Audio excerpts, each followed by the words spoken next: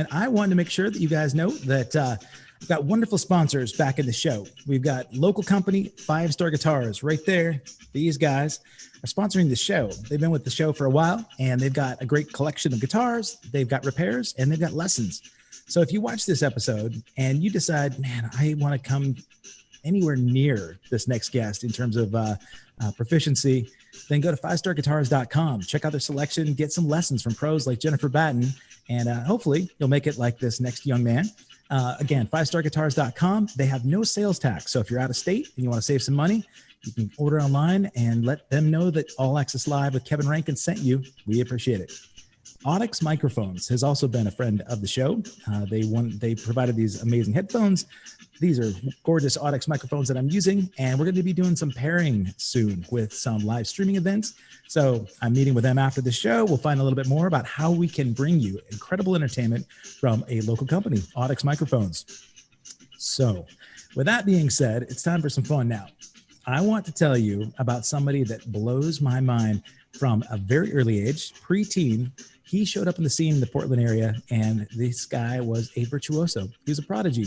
Amazing guitarist, amazing pianist. He's done so much, both as a solo guitarist and instrumentalist, but also as a performer with different organizations. So we're going to talk about all those things. We're going to talk about his inspiration and what he's doing right now. I'm very honored to present to you Michael HERMES. Michael, thank you so much for being here, buddy. How are you? Of course. Pretty good. How are you?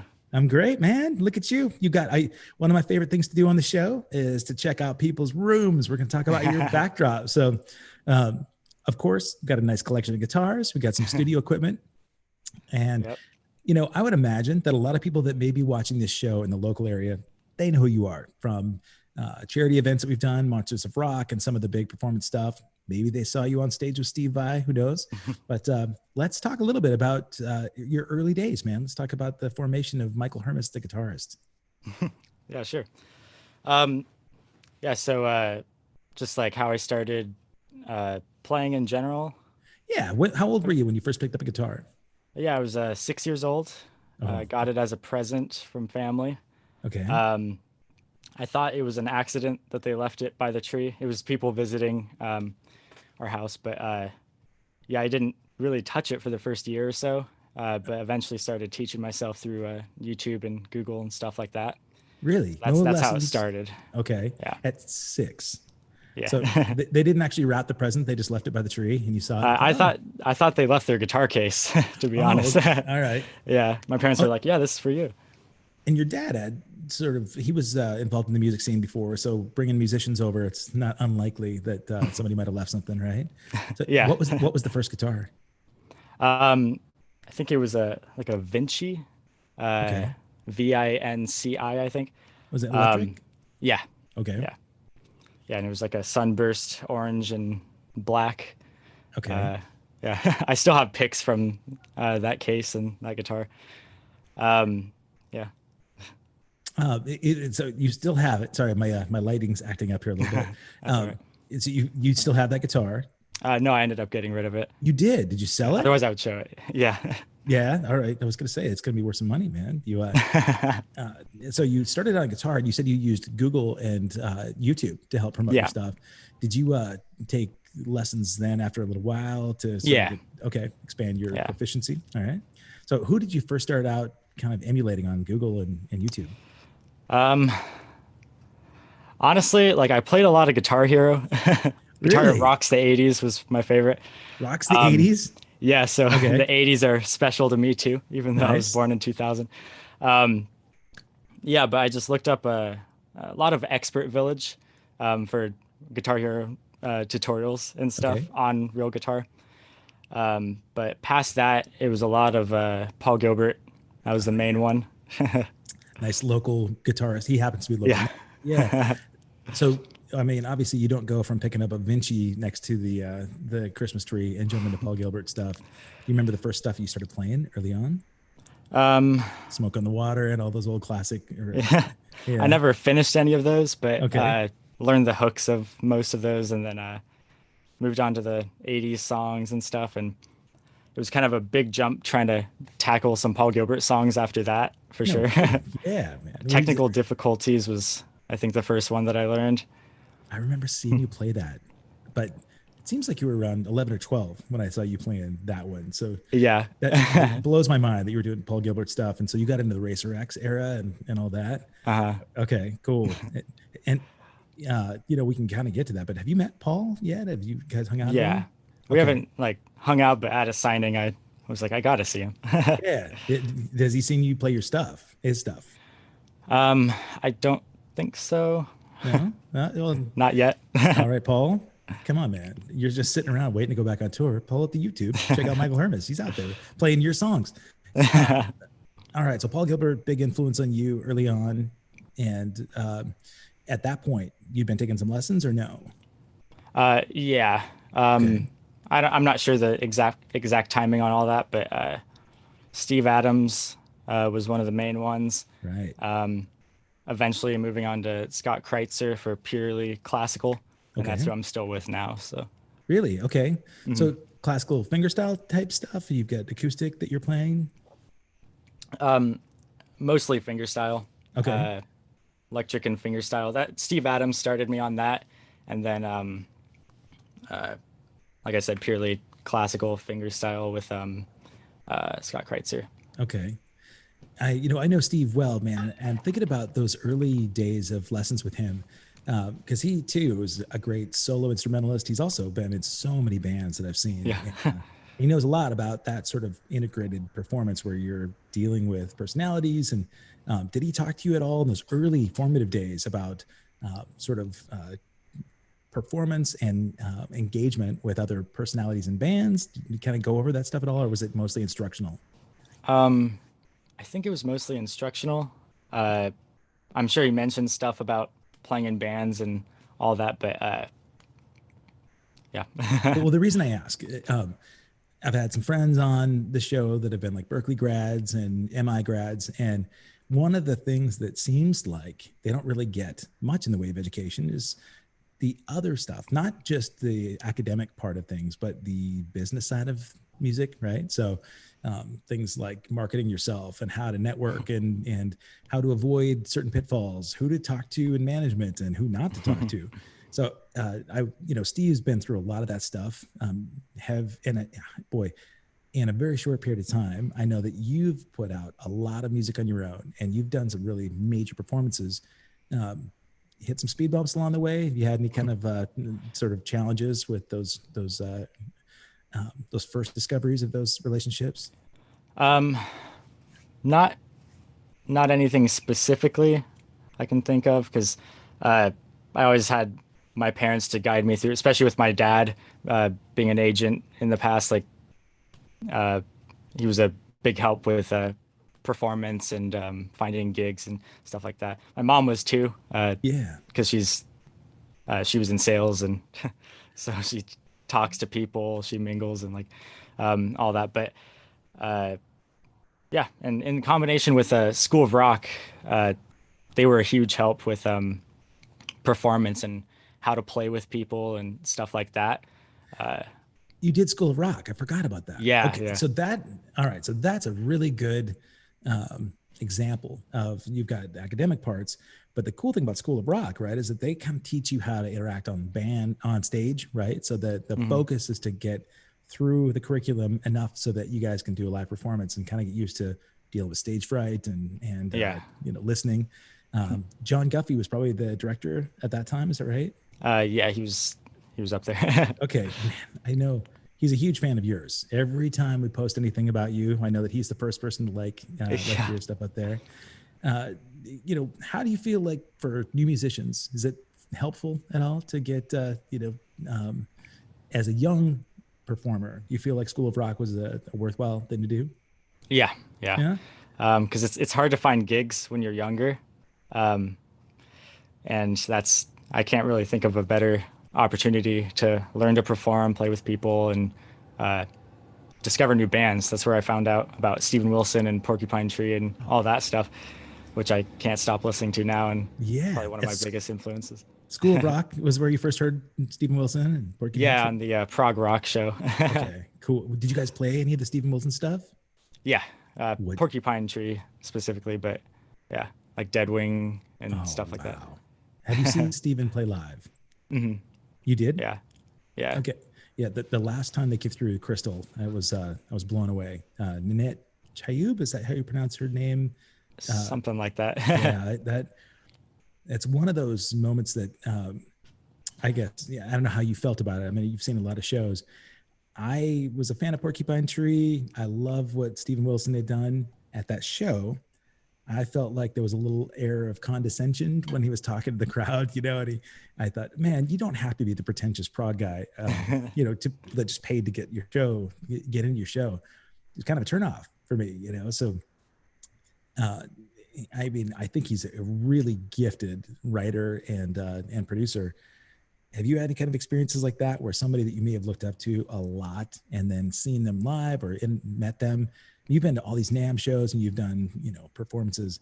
You had any kind of bad experiences where you think, oh man, you know what? That's just unfortunate that they're not who I expected them to be. You don't have to name um, any names, but yeah. I mean, it's hard to judge with something like NAM, because you never know what they're going through at that moment, especially if there's someone more famous and they've got crowds around them. Like they're not the same person that they are when you're in private with them. yeah, So I just kind of go with that anytime something happens. Like if it's they're in like signing mode, so it's yeah, just like sign next, and I don't blame them. yeah.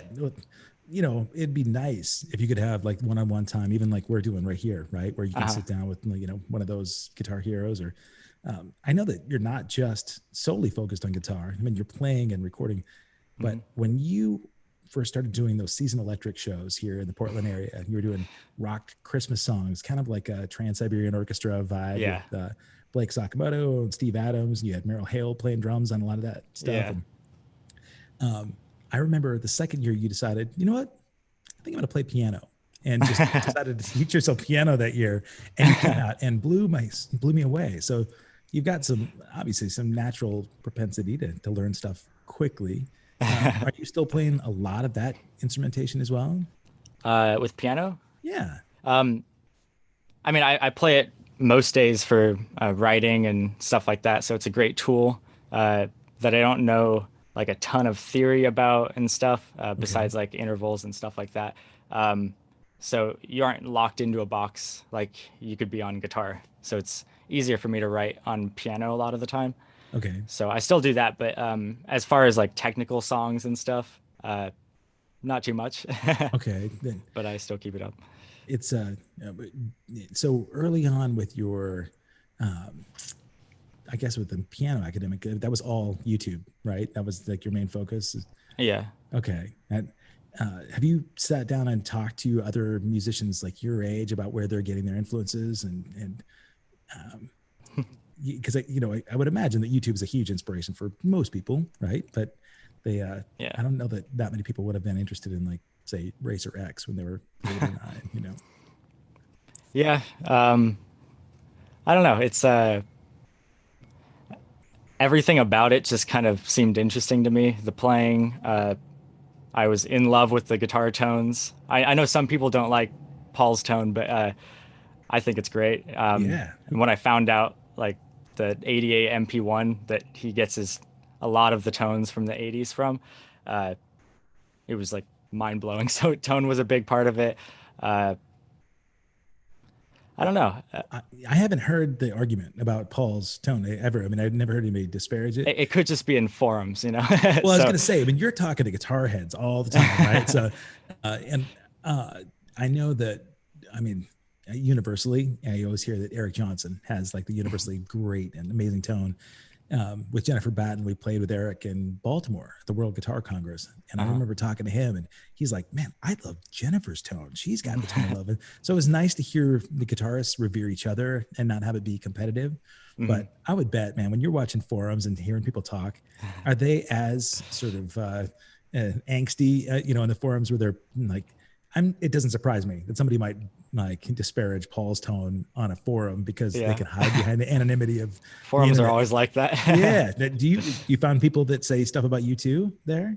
Um, I mean, I not really forums, but I look through YouTube comments sometimes, and uh, I try to stay quiet with the negative ones. I was wondering. I mean, it's probably pretty humbling. You know that most people out there can't play guitar anywhere near what you're at. But yeah, how do you deal with some of that about the negative kind of stuff and how, if you weren't silent, have you, because I'm sure there have been times where it stings, even if you know that it's not true, right? Yeah. And the longer I go, like the harder I work on my production, my songwriting, and all that stuff, uh, the more it'll sting with those comments. But you got to remember that they're the ones commenting and you're the one posting it. Right. And I don't know, you're probably spending more time paying attention to that stuff than they are. And if not, then like I always try to look into it first and see if what they're saying makes sense. But usually it's just someone looking for something to do. Yeah, man. You know, it's a great point. If they're sitting there making comments, that means that they've watched your video. And so you're like, yeah, you Get the can watch time. yeah, we'll take your watch time for sure. Yeah. Make sure you subscribe on your way out, right? Yeah. Speaking of that, folks, if you're watching this, please subscribe to the youtube.com/all access live with Kevin Rankin, making sure that we bring a bunch of entertainment guests like Michael here to you. Man, you know, you've got a bunch of stuff up behind you. And I know that you've been playing Kiesel guitars for a long time.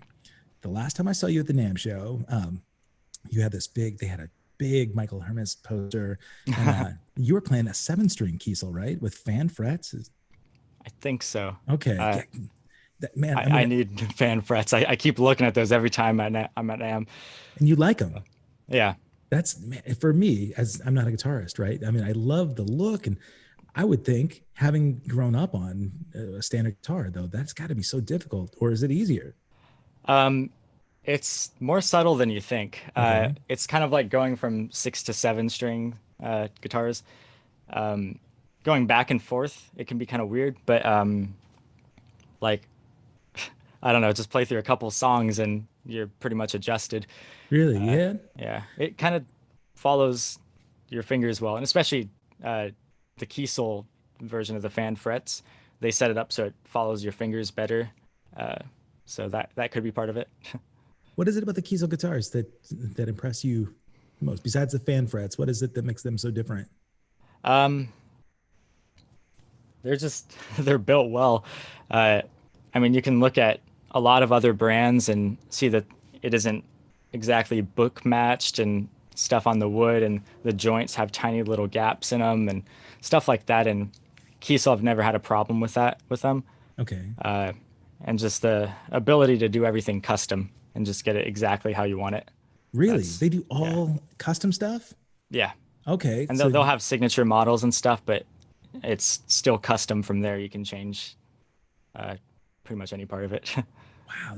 So do you have a custom Kiesel guitar there that you can show off? One of the good ones is over here. Quick grab it.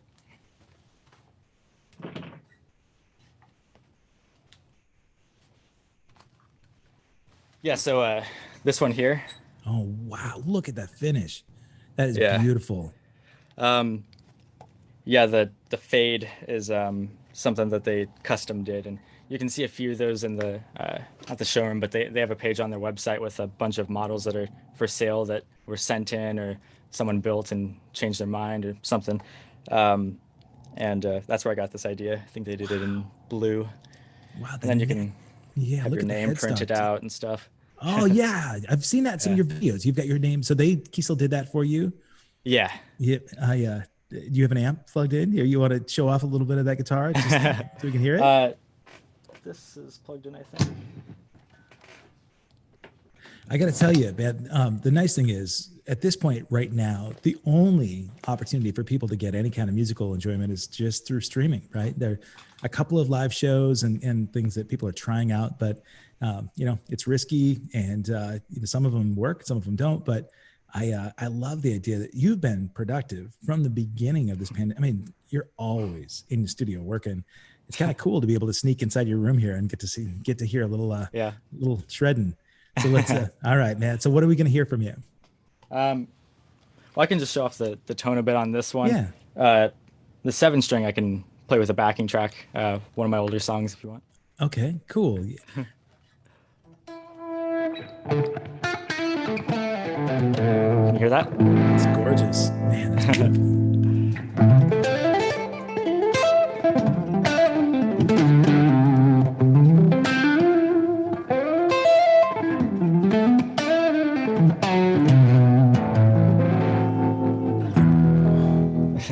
That's beautiful, man. That's so warm. So warm sounding. So what do you use? I mean, I don't mean to get so into the technical gear stuff, but It's fine. do you have a partnership with an amp company as well and pedals? Um, I sort of had a endorsement with Friedman. Okay, They don't really do uh, a ton of full endorsements and sure, stuff like that. A lot of amp companies don't really, but sure. Friedman was a main one for me. KSR, great as well. Okay, Um, yeah, the preamp they have, I use it for a lot of my rhythm tones, okay. and I just pull it out from under my thing and then just plug it in. That's Yeah, so they have a preamp. okay. It's really close to the Friedman, and it's obviously not a tube amp and huge and super heavy. It's Right. I Wow. always have this with me whether I'm using it or not. Yeah. Um, I'll like I'll use it as a backup uh, if I'm not using it as my main thing. But yeah, so That's KSR is great too. okay. That Um, that's pretty much it for uh, well, as far well, I mean, the Friedman amps. I know. Again, I'm a drummer, right? But I remember yeah, checking out their booth. Those amps sound so incredible, and I think I saw you and Brandon Cook both playing in that booth the last time I was at NAMM a couple probably. years ago. But and it's obviously Marty Friedman's company, right? That he's the owner of the Dave company. Friedman. Oh, Dave Friedman. So it's not Yeah. actually related to Marty. No. Oh, all right. Well, I just gave him a bunch of plug, and I assumed, because he's a phenomenal guitarist. Yeah. That I think most people assume. well, it Yeah. probably works well in his favor, but unless he wants points, man, that sounded so nice. You mentioned that you use the KSR preamp for your rhythm stuff. Yeah. Is it sort of do you switch back and forth then? Because when you're recording, you're playing all the instruments, right? And Mhm. you're Programming it or playing program. it.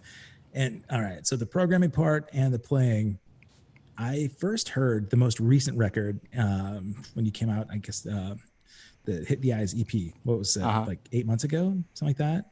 Something like that. Yeah, it's just like maybe a year ago, but I thought, who is the drummer that he had playing this record? I thought, how can this guy be like? And you programmed the drums in that record.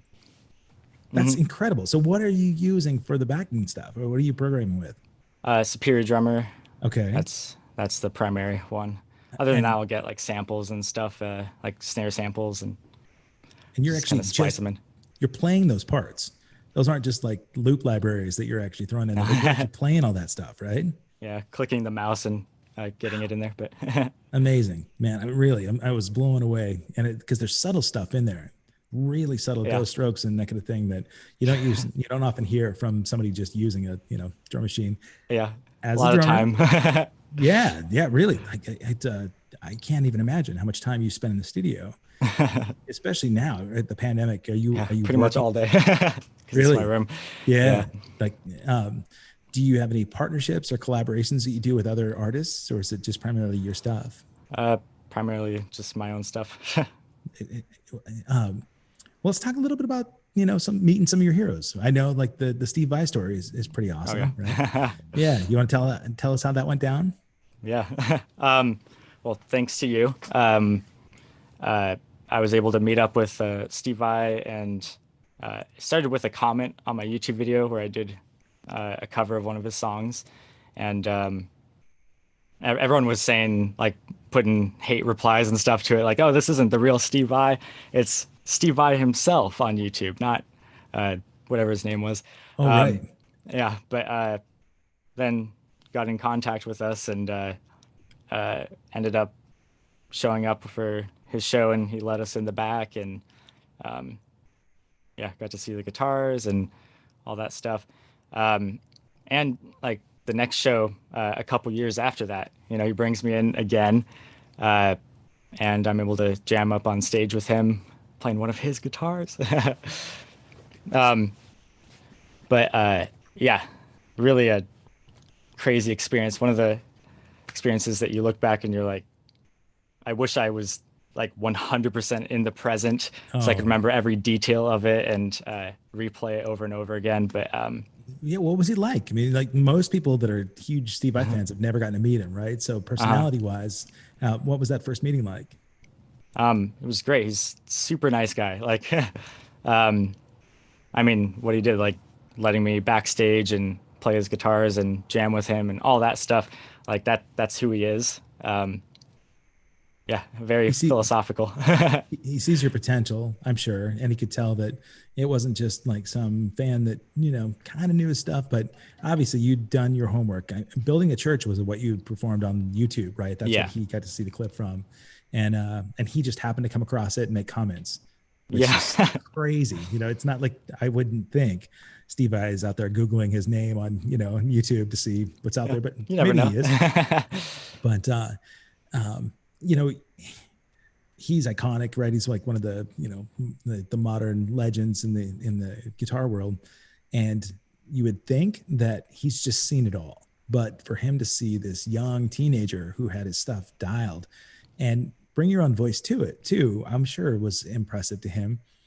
So when he came back and brought you up on stage, didn't you say that you guys did some jamming at sound check and kind of wrote some stuff out?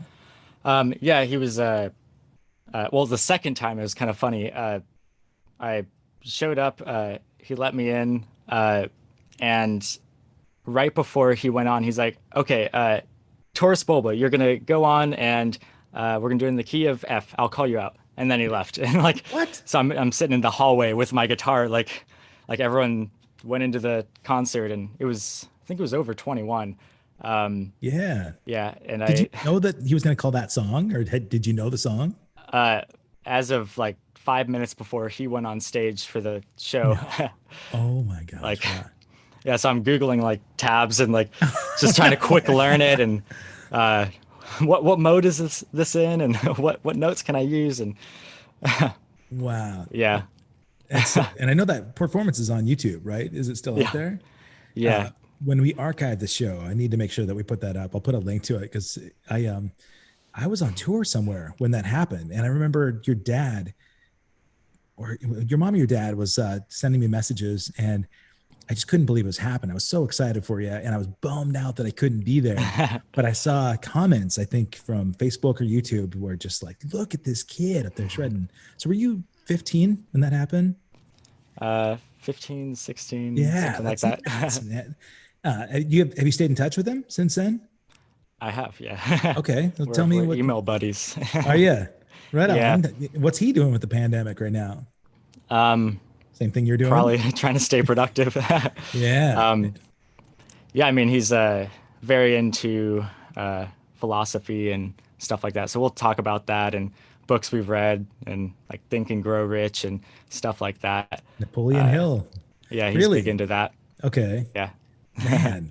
And you've read it as well. So you guys, Yeah. he asks your interpretation and Yeah. what you got out of it. Gives me study questions. No. Does he? No. Oh, But yeah, I mean, uh, we talk about stuff like that and occasionally I'll bring him one of my releases that I'm about to put out, and he'll give a little review on it and say like, "Oh yeah, you could fix it here, here, and here." And no kidding. yeah, he's very generous with the amount that he says about it too. Just So a really nice guy. Like goes out of his way. Like no reason to, but so he took Hit the Eyes apart for you and give you some feedback. I think yeah, hit the eyes. Which was surprising because it's not just like a single song. Right. So he listened to the whole EP and gave you back feedback and Yeah, I think it was when he was on tour or something. Like he's like, I'm on tour right now, but I'll download it and uh, like tomorrow at lunch or something, I'll listen through it. And next day at like 11 o'clock sharp, he sends an email back, and no uh, way. yeah, it's Wow. it's crazy. Yeah. What kind of feedback did you get from him? Oh, uh, he likes the production. Says a lot about melody and all that because that's one of his main things. He makes it sound like a voice, his guitar, and that's what I've been working on lately and trying to a lot of trying to mix it like a vocal and you'll hear he doubles up on the guitar a lot and spreads it out and all that stuff. So yeah, but a lot of melody stuff. That's great that he gave that feedback. When you've been writing your new stuff, have you been writing it on that 7-string Kiesel? Uh, like all of them. Oh yeah, okay. So, Yeah, so different songs have a different voice, right? So you're just speaking with kind of a different articulation. Well, yeah, for you mentioned that you've got a new project coming out. yeah. So tell me about that. All right. Yes, I brushed on it a little bit in the post I did. Was it yesterday or the day before? I'm not sure. I've been quiet for a while, and that's just because I don't know, the with the pandemic and everything. It's like this is a good time to figure things out and get my routine going and work on original music. Yeah, so it's I've been like I said, I've been trying to treat the guitar more like a vocal, mixing and writing. Okay. And so I've been working on a lot of techniques to do that, get it to sound dominant in the mix and all that. I could talk for hours about mixing, but Yeah. Where'd you uh, get your mixing experience? Is this just self-taught as well, or did you guys take some uh, classes? just online stuff. Okay. Yeah. Yeah. Where are good places that people could go to learn better techniques on mixing? Um, I don't know. It's hard because YouTube has a lot of great resources because the good stuff usually rises to the top. Hmm. Um, but forums can be dangerous, but you can also get some really good info. Like Gear Okay. Sluts is a double-edged sword because um, you might walk out buying thousands and thousands of dollars of gear I'll because you bet. feel like you need it. But Yeah. then someone might be asking like, what did Coldplay use for this sound on this song? And then their engineer replies saying, "Oh yeah, I think we used this in this room with this mic," and so you find stuff like that. Um, but yeah, it's Do you ask everywhere. Steve about that kind of stuff? Do you ask Steve by like, hey, what kind of gear did you use to make this and get that sound? Not like specifically, but I'll talk to him about what preamps and EQs he likes and stuff like that. Uh, Wow. none of them I can afford, but I was gonna say, I mean, the guy's, probably blessed with having some nice endorsements, right? yeah. Have you But seen his studio, the I've Harmony not seen Hut? this. Oh my gosh. It doesn't look exactly like yours. No, it's like it's crazy. He's got custom made mixing like consoles and stuff like that. Uh, Wow. Yeah, yeah, yeah, it doesn't surprise me. yeah, It's so cool that he takes the time, though. Having insight from somebody that's been around and made the kind of impact that he has.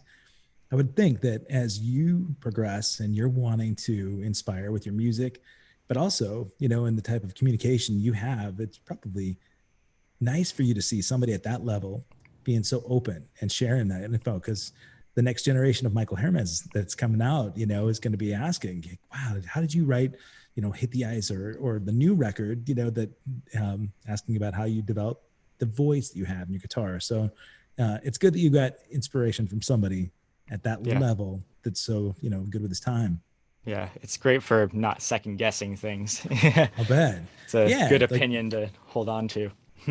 you mentioned having like a ritual in the day, or like you said you've got a schedule that you put together to be real productive. So Yeah. what does the Michael Hermes day look like? Well, it's on and off. Eventually, I always come back to it though. So I try to wake up at the same time and keep that going well because sleep is like the most important thing. Because uh, I remember uh, when I was in high school, like a year ago, A in year ago. jazz band, I could clearly tell the days that I didn't have enough sleep. My improv was totally off. Like I just couldn't see anything clearly, and uh, I don't know. So I'm like, why work harder? So wake up at the same time, um, eat, just kind of start waking up, and I don't know.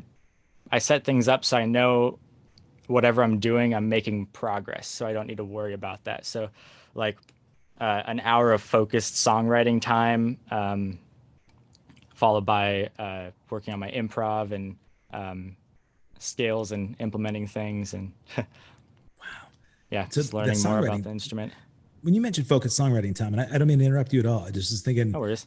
it's such an artistic thing, so how can you force songwriting? Are there days where you just like, oh man, I got writer's block and I have no inspiration? Most days.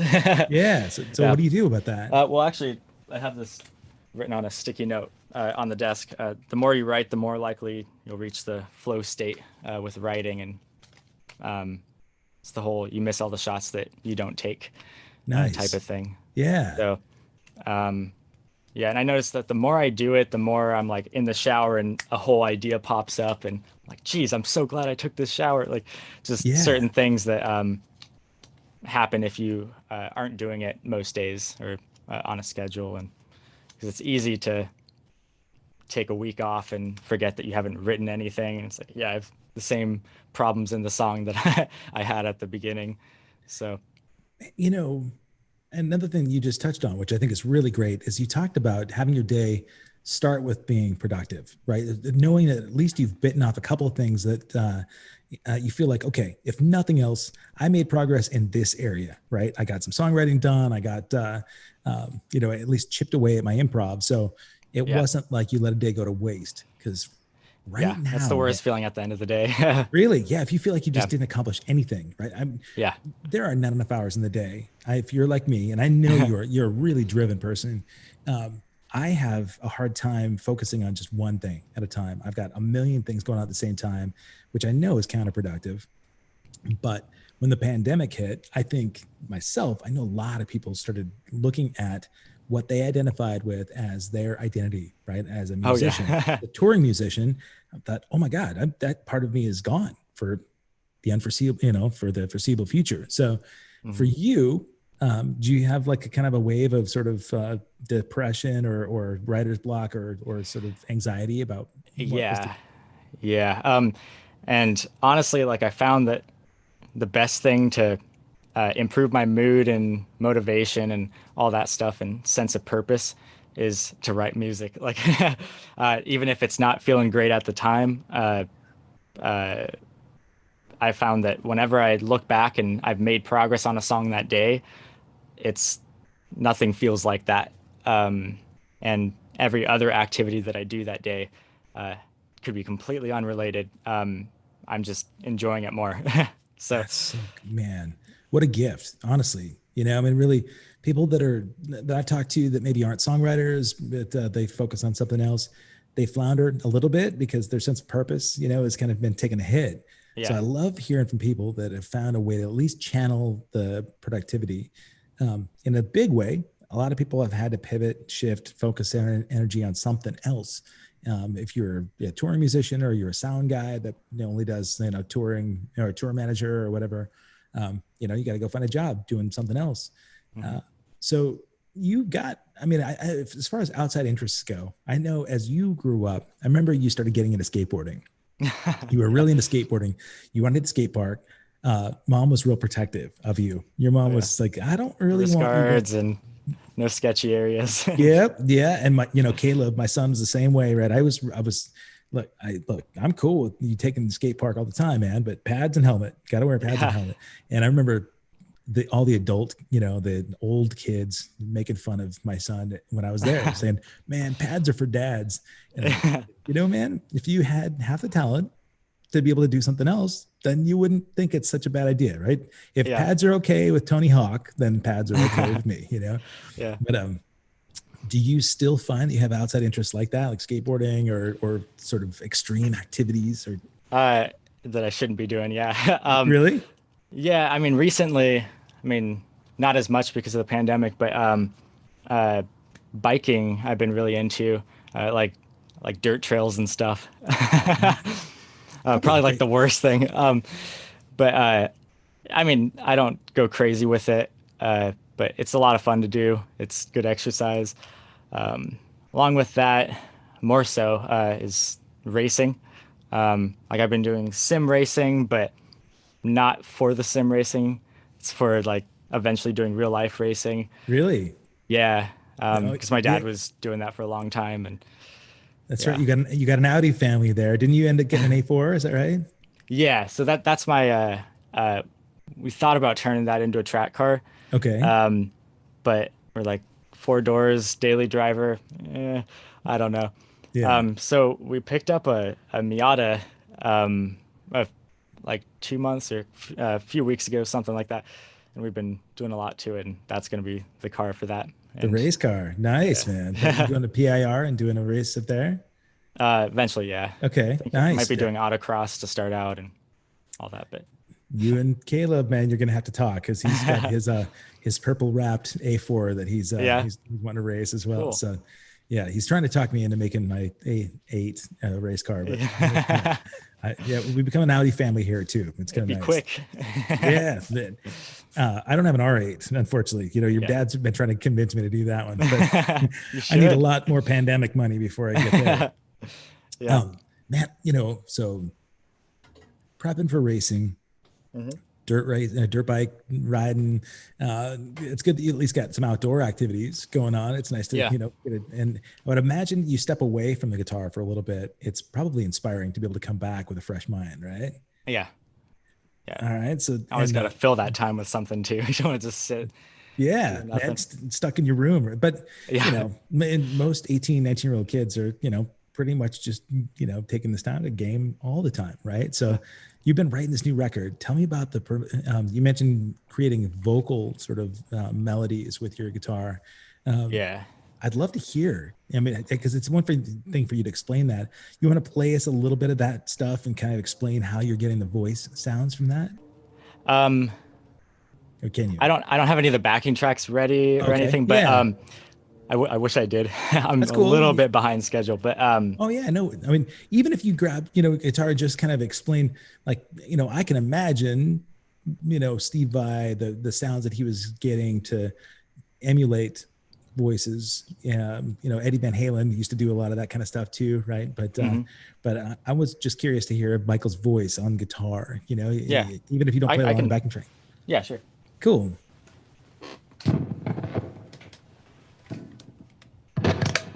Oh, look at this guitar. See, tell me about this Oh guy. yeah. That's beautiful. This is Lambo blue actually. It Like a is. paint match. Yeah. Yeah, Justin Bieber has that color Lambo. Yeah. Yeah. Wow, that's I gorgeous. can never find a pick, but they're everywhere. Yeah. Do you have a pick deal? I don't.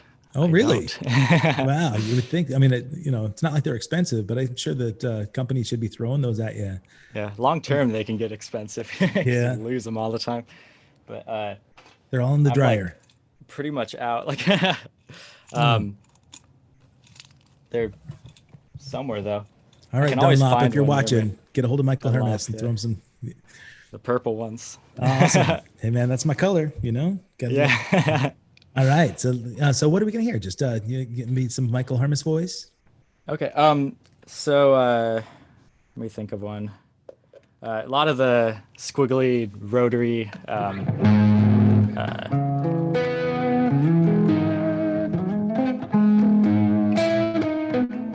However it goes. Just kind of playing out arpeggios and short chords and stuff.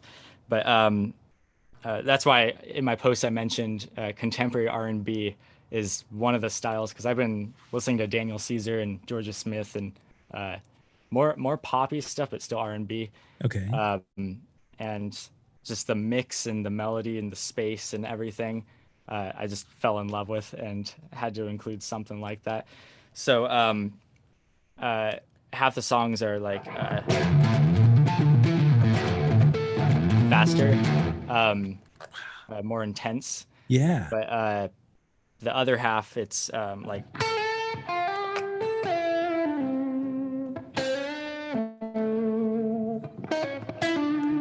just slow melodies, and I try to hum it out and recreate it on guitar, and sometimes it's with the piano. But in the past, I've taken melodies and just listened to it enough, my first take, and been like, yeah, I like that now, like after Wow. enough listens. But with this release, I wanted to get every melody just how I wanted it, and um, I'm happy with the way things sound. If I'm stumped on a melody, then I'll listen to other songs and see what they do in the same kind of mood of a Hmm. song. getting into the theory of it, like what are they starting on the fifth? Like when they go up to the third, are they doing like a second or stuff like that? And just on paper, seeing what works and what I like personally. So just paying more attention and zooming in on the details with this one. So that's kind of what I'm talking about with focusing on the melody and I didn't realize this, but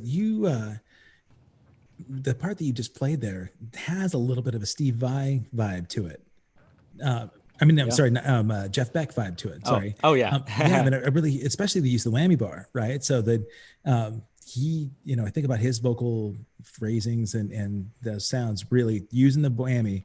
That kind of insinuates the vocal, a melody too. So is Yeah. Beck an influence on you? Oh yeah. Yeah. Yeah. Um, Newer old stuff. uh, like I think it's the one with the bird holding the guitar. Oh yeah. With That's Hammerhead on probably it. it's It's such a probably my good record.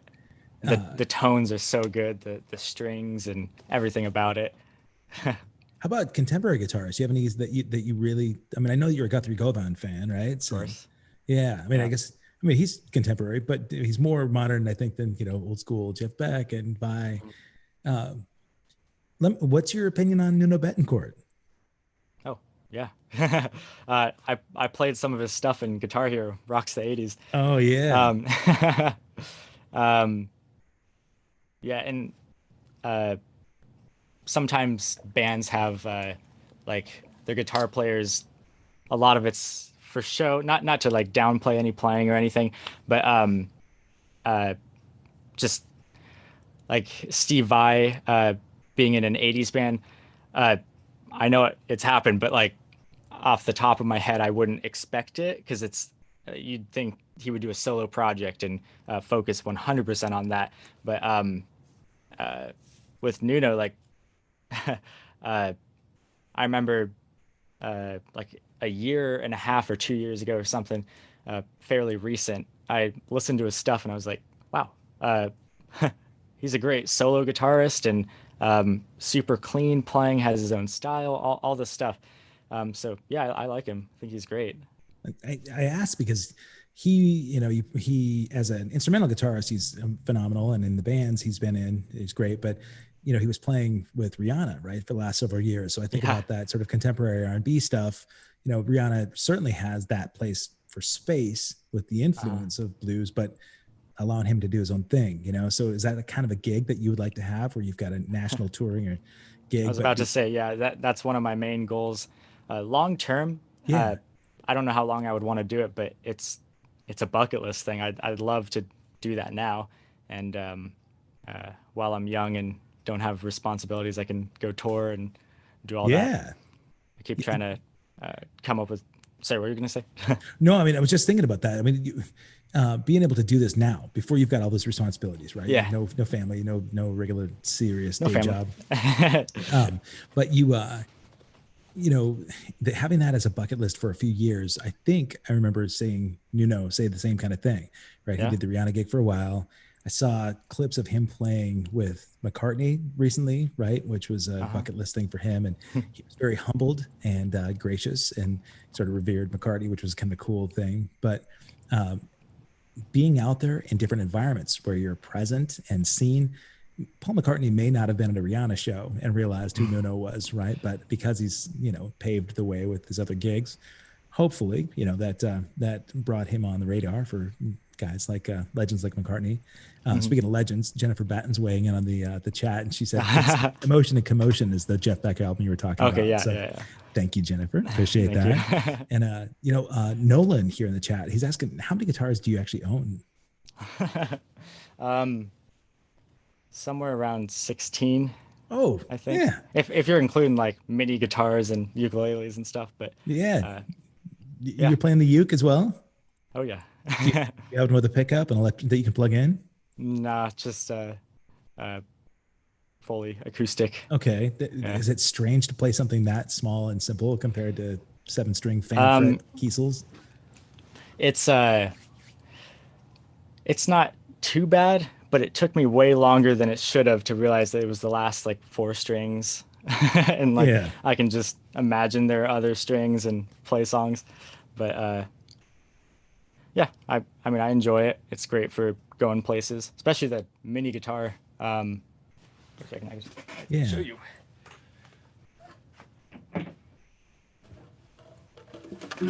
Oh, look at this. Yeah, Oh, so I can play whatever I want because it's six strings, sure. and it's small, so I can Y- take it places, at the beach, and Yeah. Do you go out to the beach and get some inspiration there? not often. I've done it a few times though, and it's nice. Oh, you want to entertain us with a little beach tune? Let's see. I just play like my acoustic. Sometimes I do dinner sets and stuff. Oh, do Uh, you? yeah, so those are always great tunes to play on these. So like Andy McKee, Tommy Emmanuel, Okay. a lot of cover songs for pop songs and stuff like that. Um, How are you yeah. getting those gigs? Um, I don't know. It's it's kind of like uh, word of mouth, like from gigs you have. Other people are like, "Oh, I have a dinner party. Oh, I have this gig," and um, just hope they keep up. Yeah, well, word of mouth, I think, is how a majority of people are, majority of gigs that are happening for people. But right now in the pandemic, where you Oh, can't necessarily tour, but you might have an opportunity to really work through this whole thing because the restaurants that are open for acoustic instrumentation, you've got a small PA, right, that you can bring in. Do you sing yeah. as well? No, I don't. No, you just go in and play That a guitar removes a accompaniment. lot of gigs, but yeah. Well, yeah, but some places like that necessarily they don't necessarily want vocal music either. They just want something in the background, right? So Yeah. you walk in, bring your little mini guitar. Does that have a pickup? Is it electric?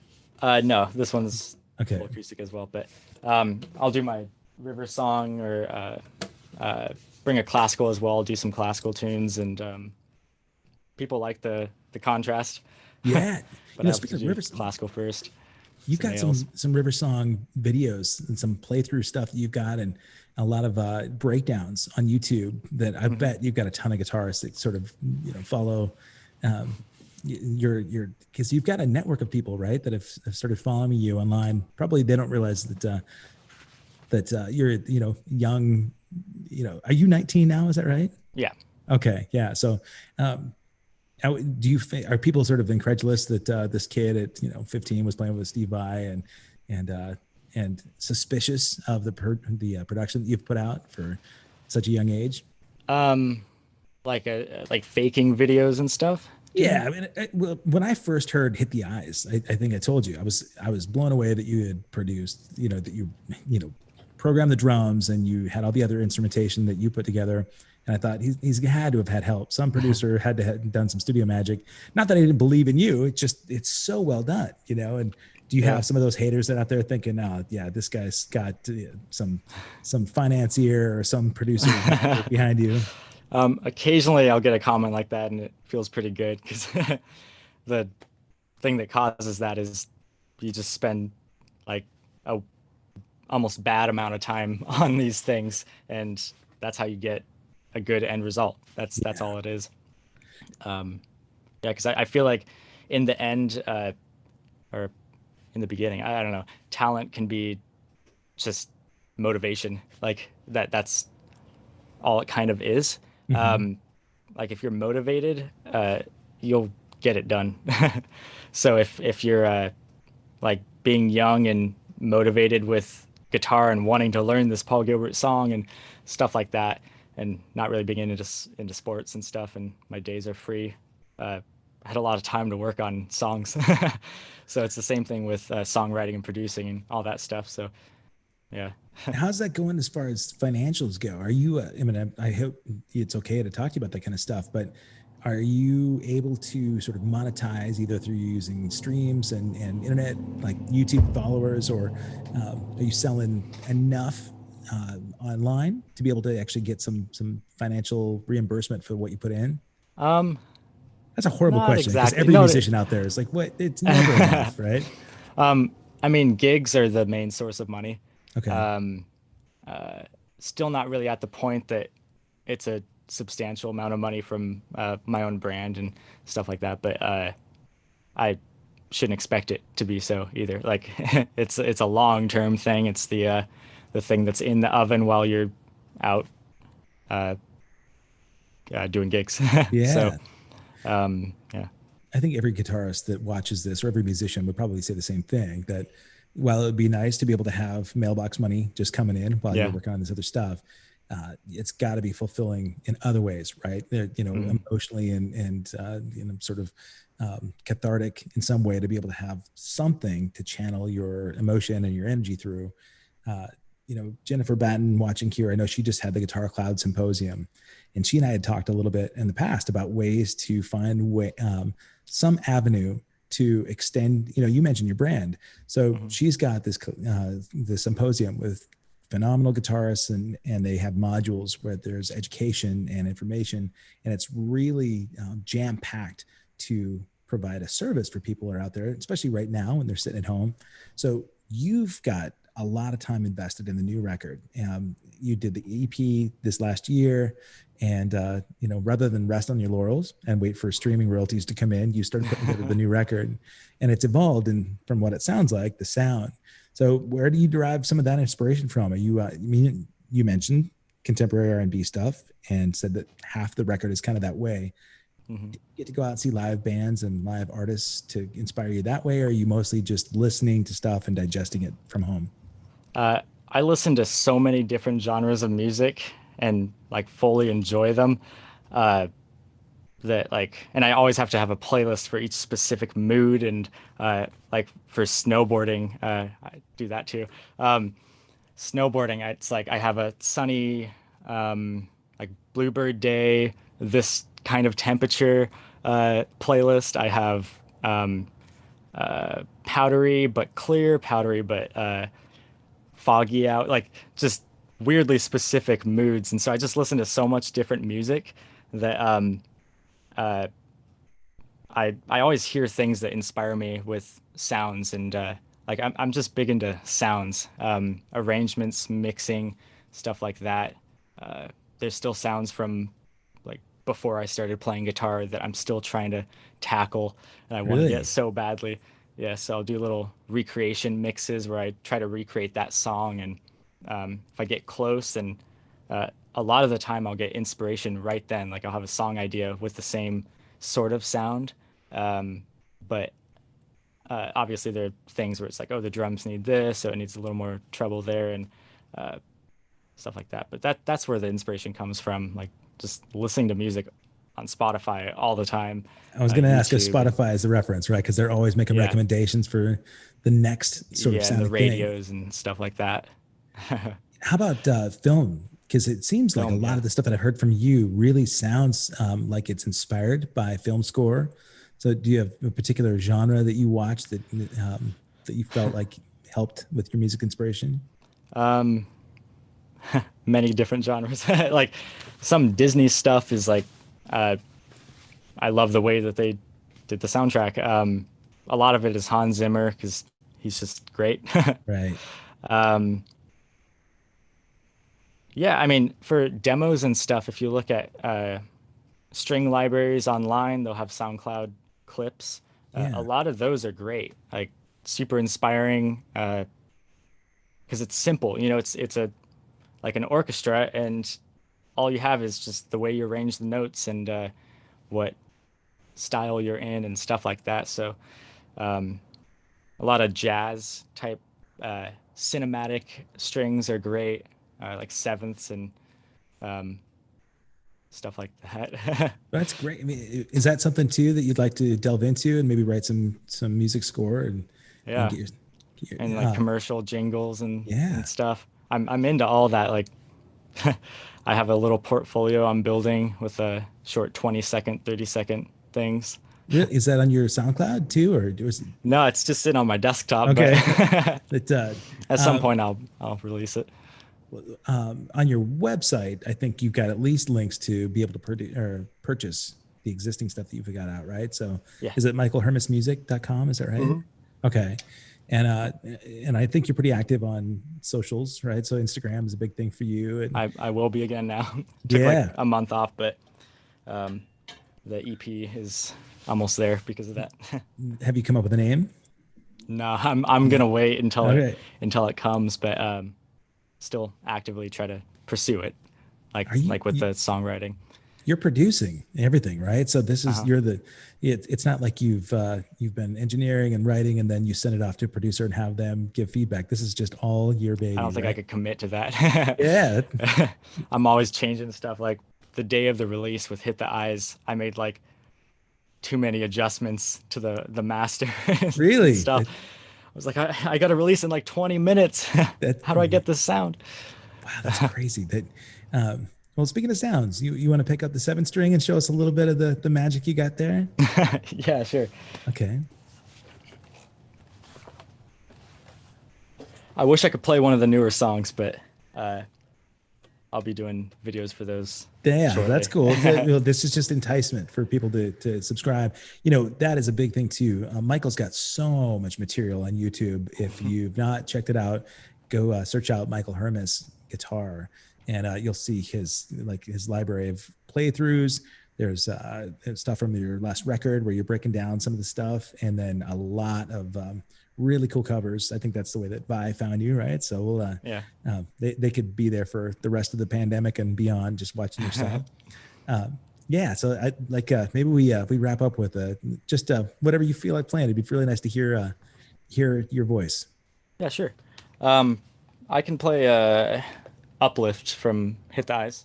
Okay, That's cool. always my favorite one for single song things. All right, folks, if you haven't done this yet, then put on some headphones, tune out the other distractions, and just listen to Michael play for a little bit. This is gonna be fun. Good to go? You bet. All right.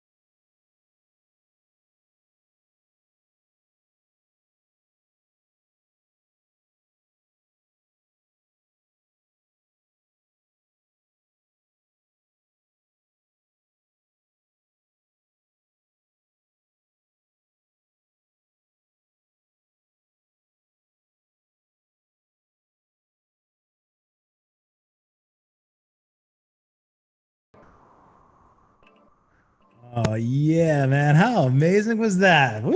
Love it. God, you know what?